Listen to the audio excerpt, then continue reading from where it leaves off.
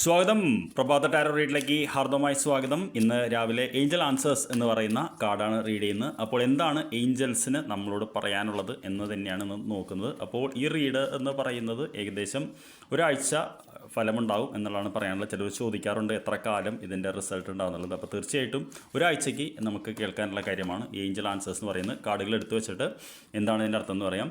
Within the next few weeks എന്നുള്ളതാണ്. അപ്പോൾ എന്തെങ്കിലും ഒരു കാര്യം നമ്മൾ പ്രതീക്ഷിക്കുന്നുണ്ടെങ്കിൽ അടുത്ത കുറച്ചാഴ്ചകൾക്കുള്ളിൽ അത് നടക്കാനുള്ള സാധ്യതയുണ്ട് എന്നുള്ളതാണ് ആദ്യത്തെ ഏഞ്ചൽ സന്ദേശം. അപ്പോൾ തീർച്ചയായിട്ടും അതൊരു പോസിറ്റീവാണ്. ഇനി അടുത്ത കാർഡ് എന്താണ് നമുക്ക് നോക്കാം. റിക്കവറി എന്ന് പറയുന്ന കാർഡും വളരെ പോസിറ്റീവായിട്ടുള്ള കാർഡാണ്. നിങ്ങൾ കണ്ടറിയാൻ പറ്റും ഈ വ്യക്തിയുടെ ഉള്ളിൽ നിന്ന് ഒരു പുതിയ ആൾ പുറത്തേക്ക് വരികയാണ്. അതായത് നമ്മുടെ ഹീലിംഗ് എന്ന് പറയുന്ന ഒരു കാർഡ് തന്നെയാണ്. അപ്പോൾ അസുഖവുമായി ബന്ധപ്പെട്ട ഒരു റിക്കവറി ആണ് എന്നാണ് എനിക്ക് തോന്നുന്നത്. അത് മാനസികമായിട്ടതാവാം. മൂന്നാമത്തെ കാർഡ് കൂടി നോക്കിയാൽ പറയാൻ പറ്റുള്ളൂ.